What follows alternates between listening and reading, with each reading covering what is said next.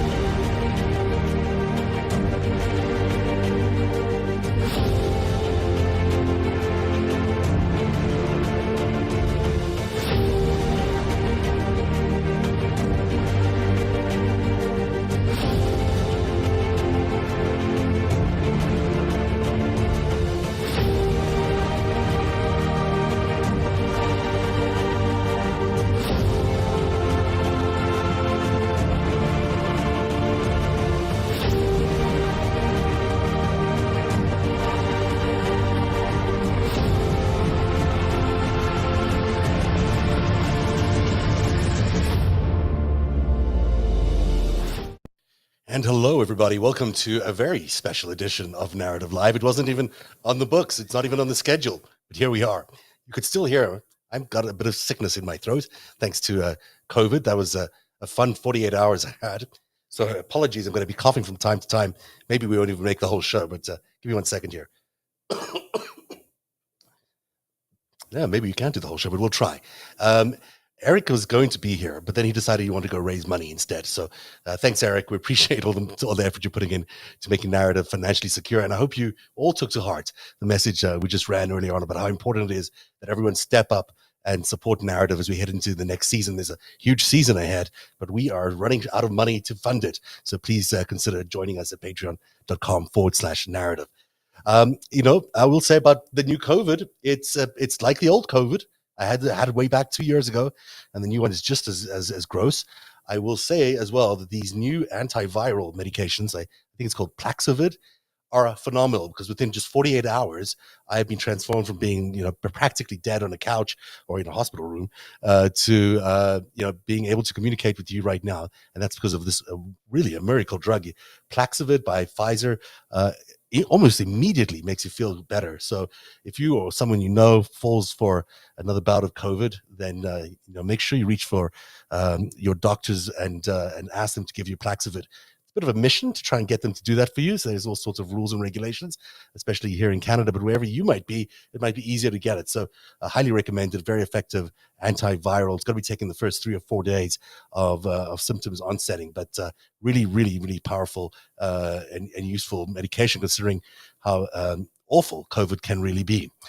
On tonight's show, we're going to do a little bit of a recap on the story that I wasn't here for, and I just missed telling you about it. So I thought I'll come back and talk a little bit about the incredible testimony that we heard this week of Cassidy Hutchinson and just remarkable storytelling that changed the whole narrative of Jan 6. Because remember, we had not until this time ever imagined that the president was so intimately involved in every little detail of what was happening specifically on January the 6th. Never mind that he wanted to drive up to the Capitol himself. Never mind that he was going to go up to the Capitol and try overthrow the incoming presidency.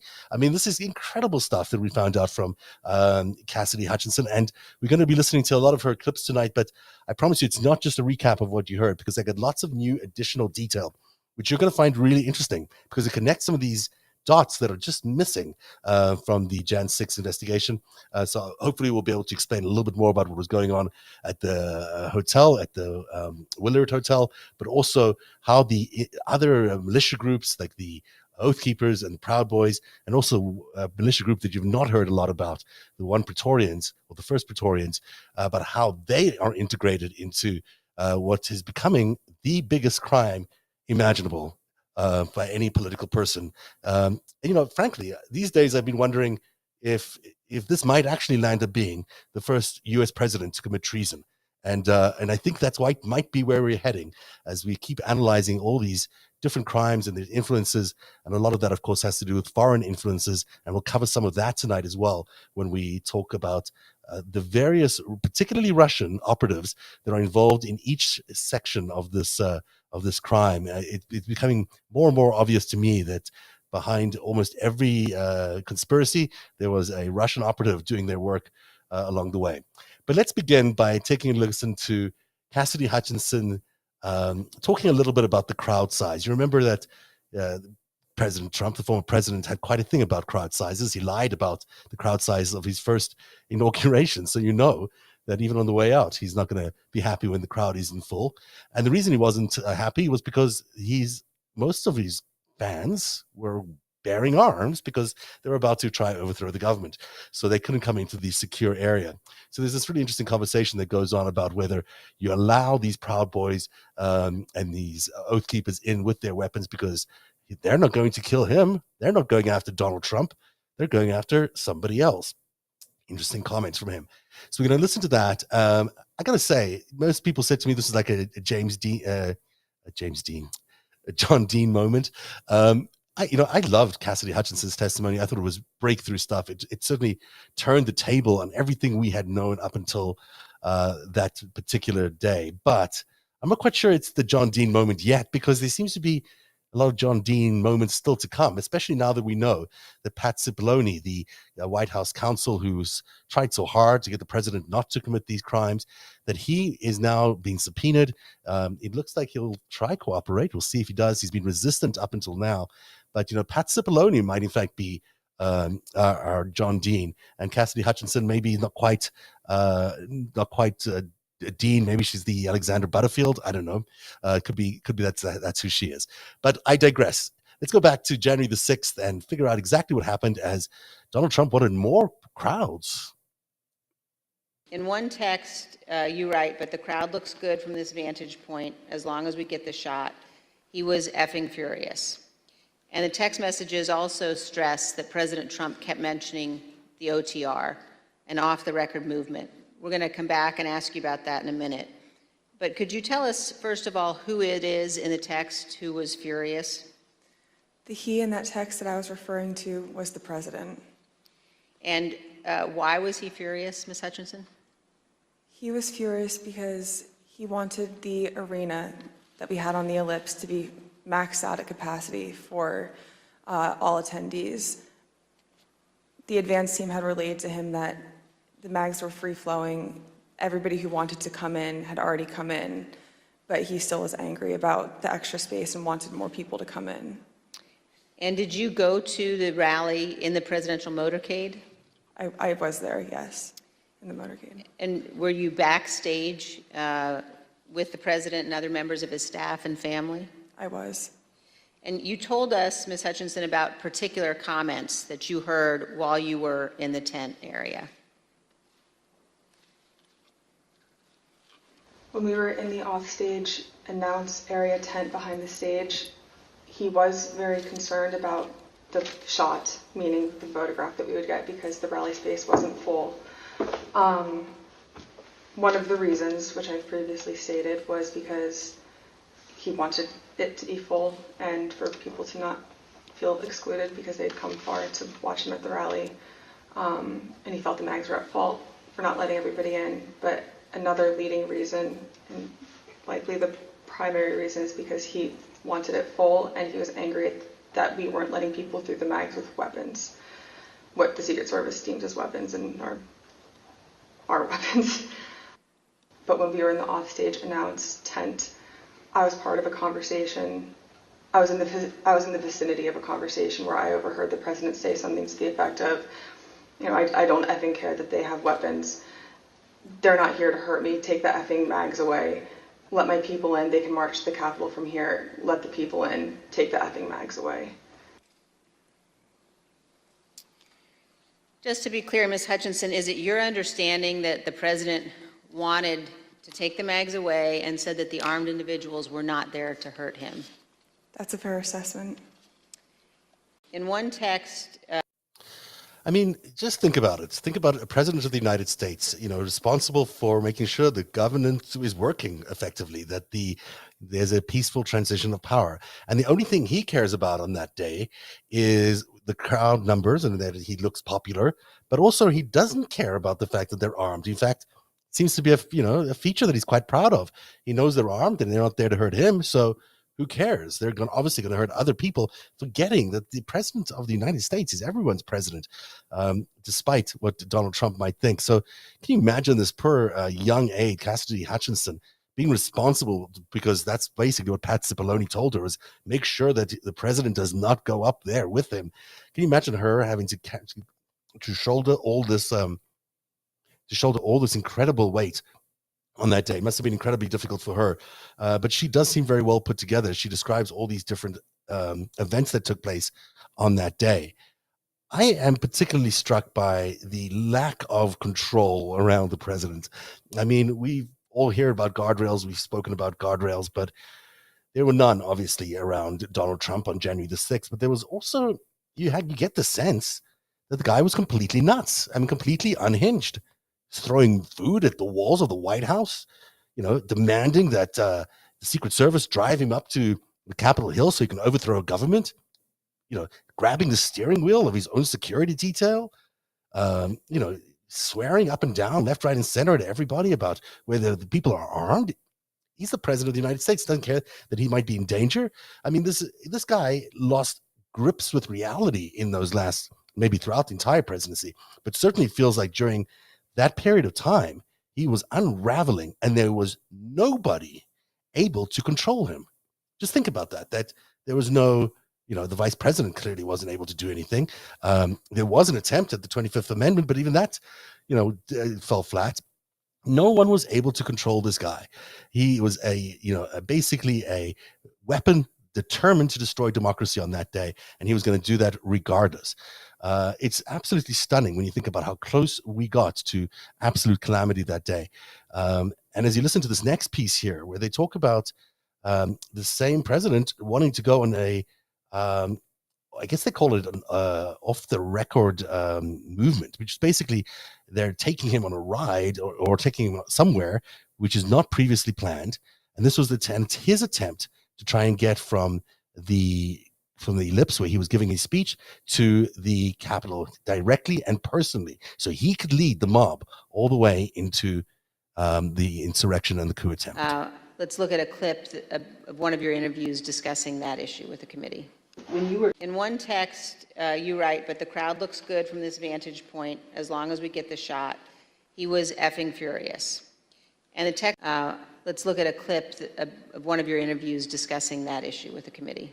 When you were talking about a scheduled movement, did anyone say what the president wanted to do when he got here? No.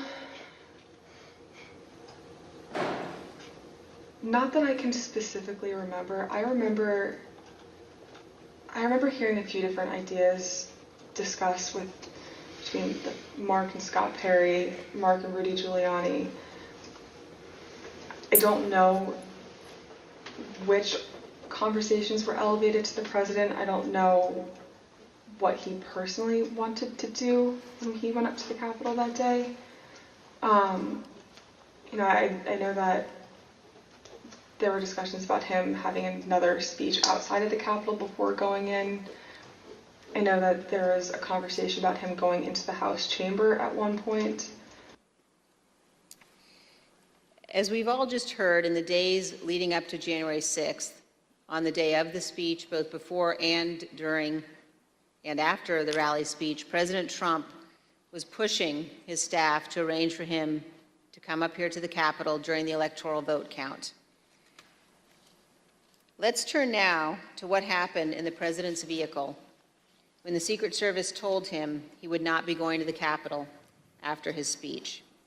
First, here is the president's motorcade leaving the ellipse after his speech on January 6th.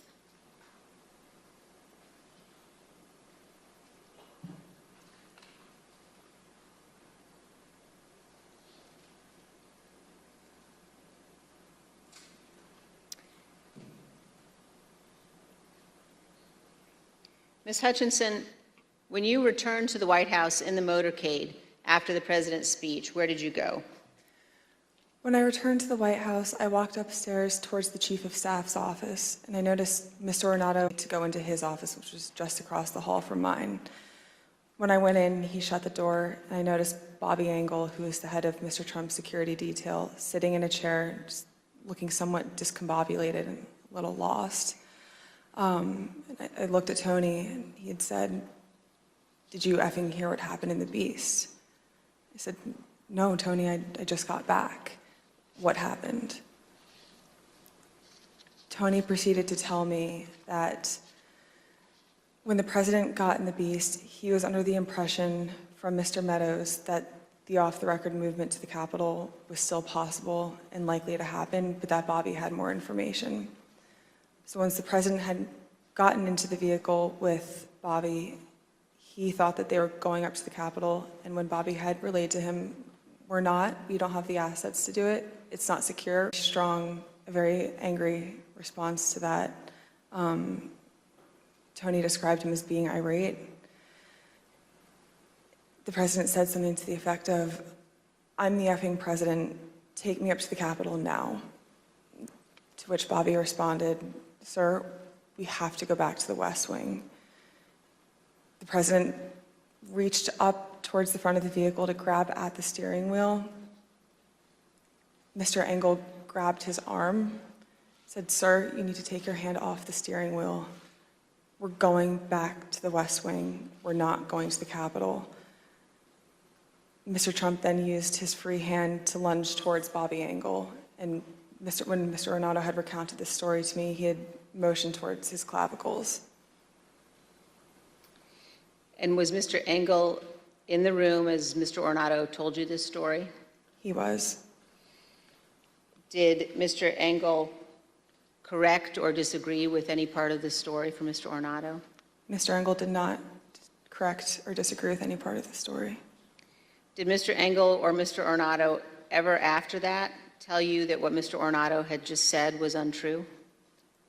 Neither Mr. Ornato nor Mr. Engel told me ever that it was untrue. And despite this altercation, this physical altercation, during the ride back to the White House, President Trump still demanded to go to the Capitol. Here's what Kayleigh McEnany, the White House press secretary at the time, wrote in her personal notes and told the committee about President Trump's desire to go to the Capitol after returning to the White House. When you wrote POTUS wanted to walk to the Capitol, was that based solely on what the president said during his speech or anything that he or anybody else said afterwards? So to the best of my recollection, I believe when we got back to the White House, he said he wanted to physically walk with, he'd be fine with just riding the beast. But to the best of my recollection, he wanted to be a part of the march. Presidential limousine? Yes. President Trump did not go to the Capitol that day.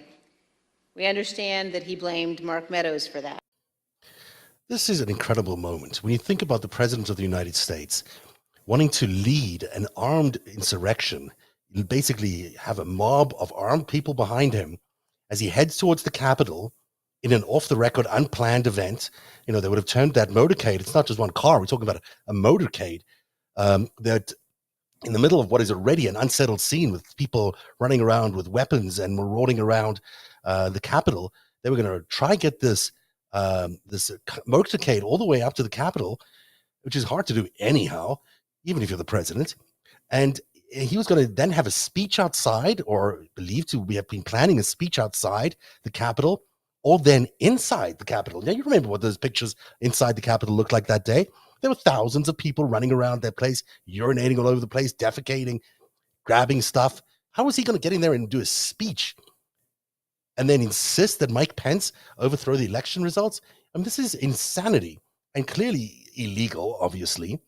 His two security detail over there, by the way, are not your typical Secret Service security detail. These are Trump's security detail. They're sort of mobster types. Not to impugn any of their reputations, but they're a little, they're not your typical Secret Service kind of guys. These are the kinds of people that normally would do this thing for Trump, but even they wouldn't do it. And the fact that he actually wanted to firstly grab a hold of the steering wheel and take control of the vehicle, and then secondly, strangle his own security detail, his friends. It's absolutely stunning that these events took place, and we got anywhere near this far into the process of him maybe even doing any of that is just beyond excuse me, beyond comprehension. When the Pat Cipollone used the expression every crime imaginable, this is really what it's looking like. We're looking at so many conspiracies, so many different crimes, and all committed by Donald Trump. He's certainly the ringleader, and then carrying all his henchmen along with him to commit all these crimes. And then these poor young aides like Cassidy Hutchinson is over there trying to stop all this because everyone else is in it already. Everyone else is trying to make coin off it. It's just shocking and distressing that it took a 25-year-old like Cassidy Hutchinson to actually get something done to stop these incredibly wayward plans that could have really jeopardized the entire democracy. So, talk about craziness. Let's talk about hanging Mike Pence, because that's, of course, what the thing was. After Mike Pence had let Donald Trump down, he suggested to the crowd that, Mike Pence is betraying him. And therefore, the crowd called for his hanging. Not Trump's hanging, Pence's hanging. And let's listen to how that all unfolded that morning. This is getting out of control. I'm going down there. And at that point, Mark stood up from his couch, both of his phones in his hand. He had his glasses on still. He walked out with Pat. He put both of his phones on my desk and said, "Let me know if Jim calls." And they walked out and went down to the dining room.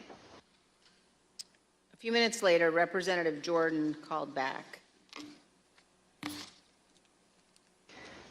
A couple minutes later, so likely around between 2:15 and 2:25. I know the tweet went out at 2:24. I don't remember if I was there when the tweet went out or if it happened right afterwards, but Jim had called. I answered the phone, said 1 second. He knew it was, I guess he knew it was me. I introduced myself, but I don't remember if he called my cell phone or if he had called one of Mark's. But I answered the phone and said, 1 sec, Mark's on the hall, I'm going to go hand the phone to him. He said, okay. So I went down, I asked the valet if Mark was in the dining room. Valley said yes. I opened the door to the dining room, briefly stepped in to get Mark's attention, showed him the phone, like flipped the phone his way so he could see it said Jim Jordan. He had stepped to where I was standing there holding the door open, took the phone talking to Jim with the door still propped open. So I took a few steps back. So I probably was 2 feet from Mark. He was standing in the doorway going to the Oval Office dining room. They had a brief conversation, and in the crossfires, I heard briefly like what they were talking about, but in the background, I had heard conversations in the Oval dining room at that point talking about the hang Mike Pence chants. That clip ended, Ms. Hutchinson, with you recalling that you heard the President, Mr. Meadows, and the White House counsel discussing the hang Mike Pence chants. And then you described for us what happened next. It wasn't until Mark hung up the phone, handed it back to me. I went back to my desk. A couple minutes later, him and Pat came back, possibly Eric Hirschman too. I'm pretty sure Eric Hirschman was there. But I'm confident it was Pat that was there. I remember Pat saying something to the effect of, Mark, we need to do something more. They're literally calling for the vice president to be effing hung. And Mark had responded something to the effect of, you heard him, Pat. He thinks Mike deserves it. He doesn't think they're doing anything wrong. To which Pat said something, this is getting out of control. I'm going down there. And at that point, Mark stood up from his couch, both of his phones in his hand. He had his glasses on still. He walked out with Pat. He put both of his phones on my desk and said, let me know if Jim calls. And they walked out. Sorry, repeating some of that there, but, just fascinating detail that no one seemed to care inside the White House that the president believed the vice president deserved to be hanged. That's exactly what she seems to be saying there. It's an absolutely unbelievable turn of events that happened on January the 6th. And now that we have this unusual detail, this incredible detail, it reminds me that what they really did here, what Donald Trump and his henchmen really did, was they built an army. They got the Proud Boys, they got the Oath Keepers, they got the QAnon supporters, they got the First Praetorians, and they brought them all to the Capitol. And so the president was well aware that he had a loyal army that could go and kill and shoot and maim and take over whatever they needed to do inside the Capitol. So, of course, he wanted them in. He was allowing them in. He demanded that the gates be opened and all these armed people who should never be anywhere near the Capitol at all were be allowed in. And then he was going to use them as an army, as a private personal army, to overthrow the election results just because he did not want to lose. There is no valid reason for anything else he did, just something he felt like he deserved because, I guess, who he is. I don't know what his background is in terms of this. People say he's a narcissist. Clearly he is, to believe that. But you've got all these enablers around him. You've got all these people like Meadows and Ginny Thomas and Mike Flynn and Bannon and Cleta Mitchell and Navarro and Sidney Powell. And you've got to wonder, where do all these people come from? Who are they? And why are they enabling him all the way to the very end? And I think that some of the answers are really interesting. I mean, certainly when you look at something like the Oath Keepers, the Oath Keepers didn't just show up in America as the Oath Keepers. The Oath Keepers showed up as a result of Rand Paul's father, of the Tea Party fame. We've reported extensively about how Rand Paul likes to go to Moscow and hand letters over to Vladimir Putin as the mail boy for the Kremlin. Well, his father was just as fond of going to Russia, visited Russia as many times many more times than anyone else in his position as a congressman, but also look what he told RT back in, I can't read the date here, but he wants to cast Russia as an enemy, and it's wrong. Russia is not our enemy. So clearly, the Ron Paul and Rand Paul alliance with Russia goes way back, way back to maybe the 80s, even maybe 80s a little too soon, but certainly the 90s and early 2000s. And of course, we know that Rand Paul, as recently as 2017, was delivering a letter to Putin from Trump. Now, why am I saying this? I'm saying this because these oath keepers, led by the Stuart Rhodes, we don't really know where they get all their funding from. We don't really understand who funds them, who directs them, who incites all their thinking. It could very well be that it comes out of Russia, because every time I turn any one of these little rocks over in my investigation of Trump-Russia, the insurrection on January the 6th, there's a little bit of Russia involved in almost everything. So, keep that in mind. We'll talk about the Oath Keepers. We're going to talk about the First Praetorians in just a second. But the other big part of the testimony that came out of Cassidy Hutchinson's testimony the other day was about Mark Meadows' intention to go to the Willard Hotel. Now, the Willard Hotel, as you see here in this picture, is just across the street from the White House. It's that little hotel, it's a building you see with a bit of an angle in it. That's Pennsylvania Avenue. The Treasury building is that fancy-looking palatial-looking building in between the Willard Hotel and the White House. And the White House is, of course, that little White House. So, staying at the Willard Hotel were people like Rudy Giuliani and Roger Stone, and they were having a war room over there, what they described as a war room. And Mark Meadows wanted to go over there on the 5th, the night before. And this is a very key part of the testimony, which I thought was so educational, from Cassidy Hutchinson. And she describes that it was the president himself who wanted Mark Meadows to go over to meet with Stone and Giuliani and plot the next day's events. So this is important, because as we look at a conspiracy and who's directing that conspiracy, the fact that the president instructed his chief of staff to go and meet with his cohorts, with his co-conspirators at the Willard Hotel is very, very significant. So here is the clip as they're talking about things that went on at the Willard Hotel. If I can find it, here we go.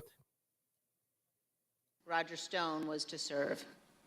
The night before January 6th, President Trump instructed his chief of staff, Mark Meadows, to contact both Roger Stone and Michael Flynn regarding what would play out the next day. Ms. Hutchinson, is it your understanding that President Trump asked Mark Meadows to speak with Roger Stone and General Flynn on January 5th? That's correct. That is my understanding. And Ms. Hutchinson, is it your understanding that Mr. Meadows called Mr. Stone on the 5th? I'm under the impression that Mr. Meadows did complete both a call to Mr. Stone and General Flynn the evening of the 5th. And do you know what they talked about that evening, Ms. Hutchinson? I'm not sure. Is it your understanding that Mr. Giuliani, Mr. Eastman, and others had set up what has been called, quote, a war room at the Willard Hotel on the night of the 5th? I was aware of that the night of the 5th. And do you know if Mr. Meadows ever intended to go to the Willard Hotel on the night of the 5th? Mr. Meadows had a conversation with me where he wanted me to work with Secret Service on a movement from the White House to the Willard Hotel so he could attend the meeting or meetings with Mr. Giuliani and his associates in the war room. And what was your view as to whether or not Mr. Meadows should go to the Willard that night? I had made it clear to Mr. Meadows that I didn't believe it was a smart idea for him to go to the Willard Hotel that night. I wasn't sure everything that was going on at the Willard Hotel, although I knew enough about what Mr. Giuliani and his associates were pushing during this period. I didn't think that it was something appropriate for the White House Chief of Staff to attend or to consider involvement in. I made that clear to Mr. Meadows. Throughout the afternoon, he mentioned a few more times going up to the Willard Hotel that evening, and then eventually dropped the subject the night of the 5th and said that he would dial in instead. Roger Stone was to serve. The night before January 6th, President Trump instructed his chief of staff, Mark Meadows. So that is a very critical moment. I think it got lost a little bit in the coverage, because what it does is it links what was going on inside the White House, which is Mark Meadows and company, what they were doing to coordinate the coup on January the 6th with Trump's other team outside at the Willard Hotel, which were organizing a lot of the other stuff that was going on in the coup, including, coordinating the Oath Keepers and the Proud Boys and the militias to get ready the next day with their weapons to storm the Capitol. So you have a really significant contact then, and a directed contact on the 5th, the night before the coup, between Mark Meadows and Roger Stone and General Michael Flynn. So you've got the coming together of these two conspiracies, which right now at least appear to be sort of separate. But when you look at them having these meetings on the 5th, and in fact they did have meetings on the 5th, although they were on the phone, it's very significant that this is now a conspiracy, that they can be seen and maybe even heard discussing the events of the next day before they happen.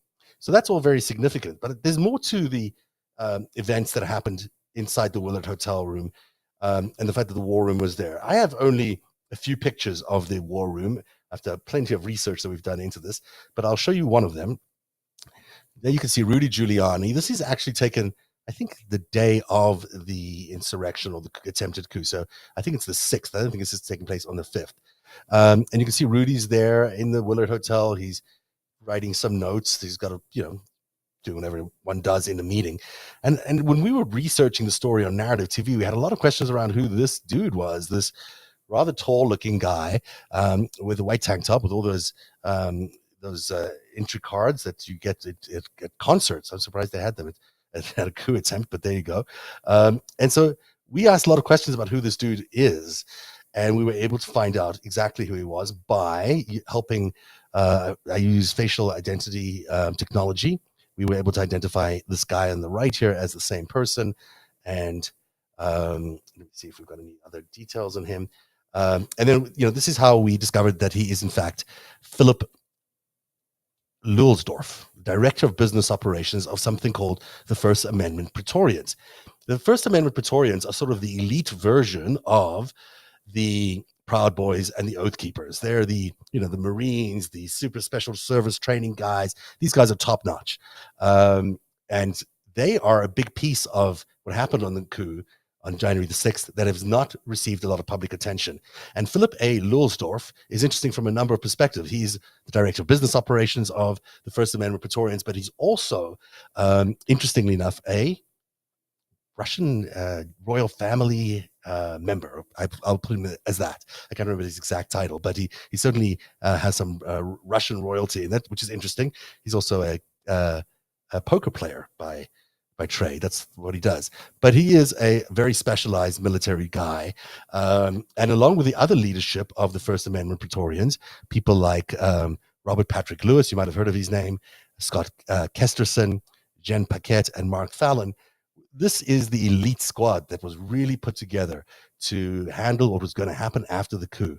Now, I don't know if they ever got to do whatever they said they were going to do, but certainly this is the very best of the best that they were able to put together for that day. And it is Robert Patrick Lewis saying he's drawing a line in the sand, and military law enforcement and IC vets are drawing a line in the sand.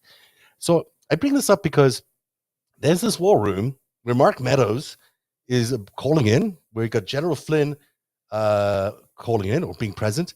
You've got Giuliani there, you've got Roger Stone there, and you've got this guy who happens to be a director of operations for the First Amendment Praetorians, one of the militia groups that is essentially helping to coordinate the coup attempt. And boy, does this now look like an actual military coup. I mean, it conducted and ordered, directed by the President of the United States, coordinated out of the Willard Hotel, and being supported by a bunch of military vets, which is what typically happens when you have these kind of military coup events.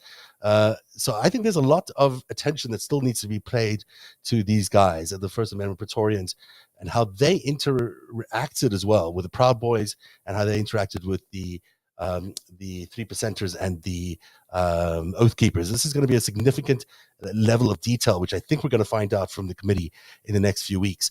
But clearly, what we're seeing now is a vast conspiracy, not just a vast conspiracy to protest, to change the votes or to overturn the votes, but an actual vast conspiracy to conduct a coup, to overthrow the government of the United States, replace it with a dictatorial government that would then change everything about the American system forever. This is how big a deal this was, and it involves thousands and thousands of players, and you're seeing it now being put in front of us together by this committee, piece by piece by piece, and it is very dramatic because, well, who knows what would have happened if that succeeded, but the idea of a violent coup like that also just doesn't happen organically, normally, domestically. There are foreign influences involved in this, and we've been able to identify certainly some of the Russian forces that are involved in this. There's certainly Chinese forces were there all the way through. And I say forces, I mean influence forces like journalists and other operatives that were able to, augment and try and empower this coup to take place. And it's interesting. I say that today because, today's the very day that Russia says that it is, putting down its big wall to separate it from the West. And today's the day, or this week, that Joe Biden was in Europe, introducing a massive new amounts of military presence in Europe, in Poland in particular, permanent presence in Poland, more troops to Ukraine. And of course, we had Sweden and Finland join NATO this week. We are seeing the forming of these two alliances in a war configuration. We're seeing China and Russia, on the one hand, unite and separate themselves from the world, and we're seeing the rest of the world, the democracies of the world, unite as well and form an opposition to this Chinese-Russia alliance. And yet that's exactly the same tension we also saw taking place on January the 6th. It's the same players.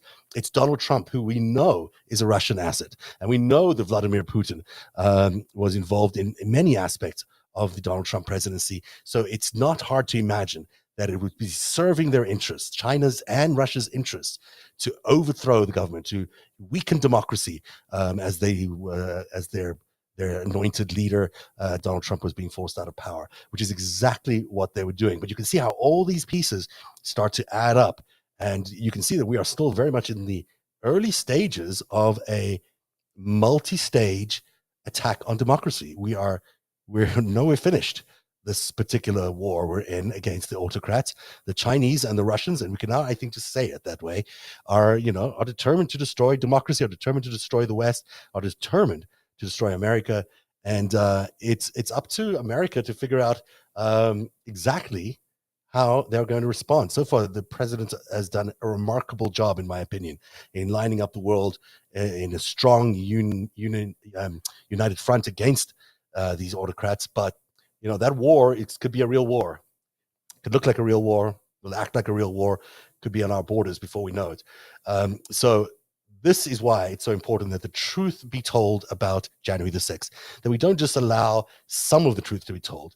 We need to know exactly what happened, and the people who are responsible for it need to be put in jail, because that's the only way we can stop it from happening again. And that's why this is such a laudable effort by the January the 6th committee. I am going to end the show there because I have some other things to talk about, but my voice is slowly disappearing on me, so I'm going to give up on trying to force it. But I did just want to be able to have some time with you today to talk about Cassidy Hutchinson's testimony and look ahead also, I think, to what will be fascinating testimony by Pat Cipollone. Hopefully he testifies willingly and as sharing as she was. But this is a very different story than any of us. And I thought I had the story down before all of this. This is a very serious story. This was a military coup. And I would say not only just a military coup attempt, it was an attempt to do this for a foreign government who is at war with us, which in my opinion counts as treason. So perhaps we are seeing the makings of the first American president who may be ultimately charged with treason. Certainly what I'll be looking at in the coming weeks. And thank you for being here tonight. I want to remind you to please support Narativ at patreon.com/Narativ. It's patreon.com/Narativ. We're meant to be on hiatus. We're not even meant to be doing programming, but every week I'll be back, not with live shows like this, but I'll be back with some repeat programs for the next 3 or 4 weeks, some of our best stuff from Narativ. But please don't forget to try and support us at patreon.com/Narativ. Our new season starts in September, and we need your money to fund it. On that note, have a good night, everybody.